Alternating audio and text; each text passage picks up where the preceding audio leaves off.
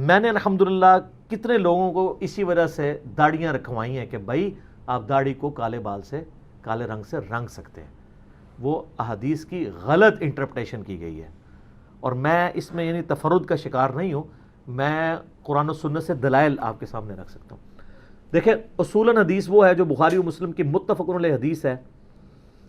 نبی علیہ السلام نے فرمایا کہ یہود و نصارہ کی مخالفت کرو، وہ داڑھیوں کو نہیں رنگتے، تم داڑھیوں کو رنگو. نبی علیہ السلام نے داڑھیاں رنگنے کا حکم دیا ہے، لیکن یہ حکم واجبیت کے درجے میں نہیں ہے، افضلیت کے ہے.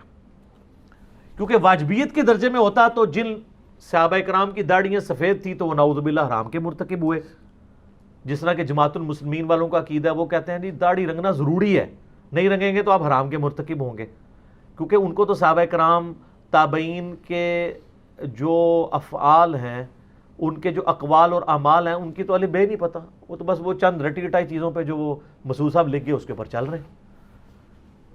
بخاری اور مسلم دونوں میں حدیث ہے. انس ابن مالک سے کسی نے پوچھا کہ کیا نبی علیہ السلام اپنی داڑھی اور سر کے بالوں کو رنگتے تھے؟ تو انہوں نے کہا نبی علیہ السلام کو تو رنگنے کی ضرورت ہی نہیں تھی، کیونکہ وفات کے وقت بھی آپ کے 20 سے زیادہ بال، 20 اس سے بھی کم بال تھے جو سفید ہوئے تھے کن پٹی پر. کن پٹی پہ چند بال سفید ہوں، پوری داڑھی کالی. سر 63 سال کی عمر میں لیونر ایئرز کے اعتبار سے، اور 61 ایئرز کی ایج نبی علیہ السلام کی عیسوی اعتبار سے، اور داڑھی ساری کالی. کیونکہ کالی داڑھی خوبصورتی کی علامت ہے. نبی علیہ السلام اس کائنات کی خوبصورت ترین تخلیق ہیں اللہ کی. تو اللہ تعالیٰ نے بھی یہ چیز ہمیں امت تک میسج دی ہے کہ کالی داڑھی خوبصورتی کی علامت ہے. اس لیے اپنے نبی علیہ السلام کو اللہ تعالیٰ نے بنائی ایسا ہے کہ ان کی داڑھی سفید نہیں ہوئی. لہٰذا جن لوگوں نے خواب میں سفید داڑھی میں نبی علیہ السلام کو دیکھا ہے نا، نبی علیہ السلام کو نہیں دیکھا ہوا. اب میں اس طرف نہیں جاتا، اور کہانیاں کھوڑ دیں گی. میرا یوٹیوب پہ ایک کلپ ہے خواب میں دیدار مصطفیٰ صلی اللہ علیہ وآلہ وسلم. میں نے اس میں بتایا کہ کون کون سی نشانیاں ہیں جن کے تحت نبی علیہ السلام ہوں گے، ورنہ آپ کے ذہن کا تخیل ہے وہ. ٹھیک ہے، اور کئی یہ کرٹیکل باتیں میں آج اس کو سکپ کرتا ہوں، پھر اور طرف بات چل پڑے گی. تو نبی علیہ السلام کو داڑھی رنگنے کی نوبت نہیں. چند صاحب کہتے ہیں کہ ہم نے نبی علیہ السلام کو کہ یہ جو سفید بال ہیں کبھی مہندی رنگ کے دیکھے ہیں. ان احادیث میں تطبیق یہ ہے کہ نبی علیہ السلام اکثر اپنی داڑھی کو نہیں رنگتے تھے، ضرورت ہی پیش نہیں آتی تھی. کبھی کبھار رنگ لیتے تھے. اس لیے انس ابن مالک جو 10 سال تک وضو کروا رہے ہیں، وہ کہہ رہے ہیں نبی علیہ السلام کے تو چند بال سفید تھے، ضرورت ہی کوئی نہیں تھی. تو اگر یہ واجب ہوتا تو نبی علیہ السلام اپنے بالوں کو سفید نہ رہنے دیتے.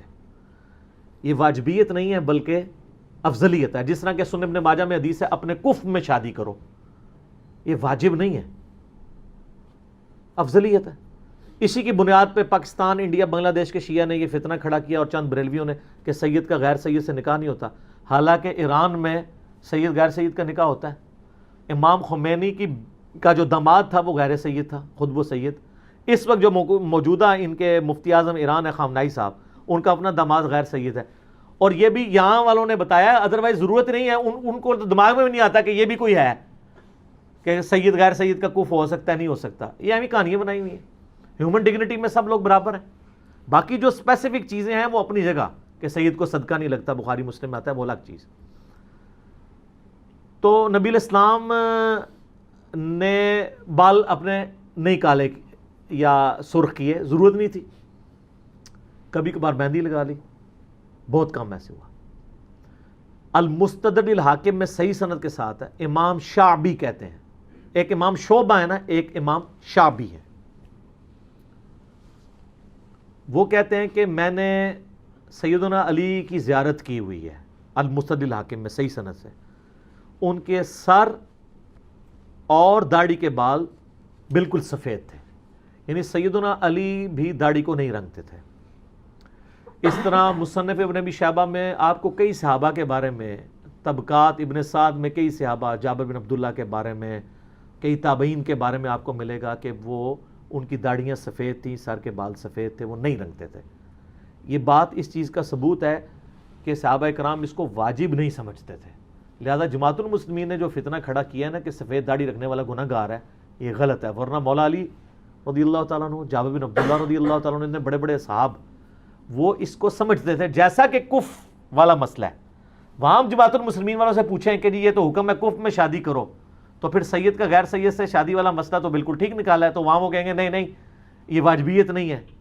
تو یہاں پہ بھی صحابہ کرام نے، خود نبی علیہ السلام نے بھی داڑھی کو کہ وہ والے بال سفید رکھ کے ثابت کیا کہ واجبیت کے درجے میں بالکل لائی نہیں کرتا۔ صحیح مسلم میں ایک حدیث ہے کہ سیدنا ابو بکر کے والد تھے ابو قحافہ رضی اللہ تعالیٰ عنہ، فتح مکہ کے موقع پر مسلمان ہوئے، نبی علیہ السلام کی خدمت میں پیش کیا گیا، 90 سال عمر تھی آلموسٹ، اسلام قبول کیا۔ جب جانے لگے تو نبی علیہ السلام نے ان سے فرمایا کہ ان کو کہو کہ اپنے داڑھی اور سر کے بالوں کو رنگیں اور سیاہ رنگ سے اجتناب کریں، اور اس حدیث میں الفاظ ہے کہ سر کے بال اور داڑھی کے بال ان کے سفیدی چمک رہی تھی۔ اب جو لوگ سیاہ رنگ کی مذمت کرتے ہیں وہ اس حدیث کو دلیل کے طور پہ لیتے ہیں۔ سر 90 سال کے بندے کو تو منع ہی کیا جائے گا نا کہ وہ کالے رنگ سے اجتناب کرے، اس حدیث سے پلی پکڑنا غلط ہے، اور اس میں کہا گیا ان کو ریڈ کلر سے رنگے، یعنی ماندی کے رنگ سے۔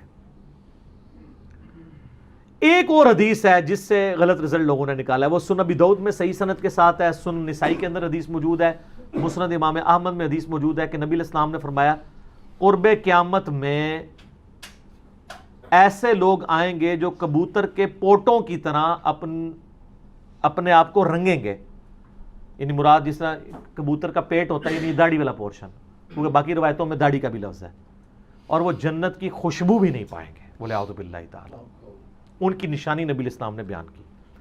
اس حدیث سے کئی لوگوں نے دھوکہ کھایا، انہوں نے کہا کہ اس سے تو پتہ چلا کہ جو داڑھی رنگ لے وہ جنت کی خوشبو بھی نہیں پائے گا، یعنی یہ اتنا بڑا جرم ہو گیا کہ وہ، حالانکہ نبی علیہ السلام نے فرمایا ایک قوم آئے گی جس کی یہ نشانی ہوگی، اس عمل کو کنڈیم نہیں کیا تھا، ان کی نشانی بیان کی گئی تھی، جیسا کہ بخاری مسلم میں آتا ہے کہ خوارج کی نشانی ہے کہ حلق کروائیں گے، سر مونڈیں گے۔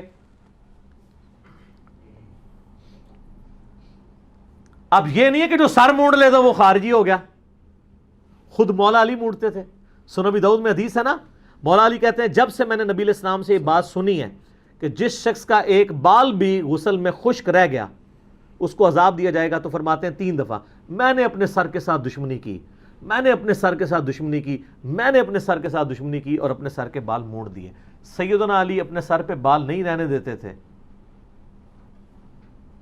غسل کی احتیاط کی وجہ سے، اور سیدنا علی وہ ہیں کہ جن کی فیور میں ہم خوارج سے ٹکرائے ہوئے ہیں، اور وہ خود حلق کرواتے ہیں۔ اب کوئی نعوذ باللہ حلق والی حدیثیں حضرت علی پہ لگائے گا، لیکن یہاں پہ کتنے ظالم ہیں بریلویوں کے اندر، خصوصاً وہ تبلیغی جماعت والوں پہ وہ حدیث لگاتے ہیں، وہ کہتے ہیں دیکھیں جی یہ گنج کرواتے ہیں تو خوارج کی نشانی ہے۔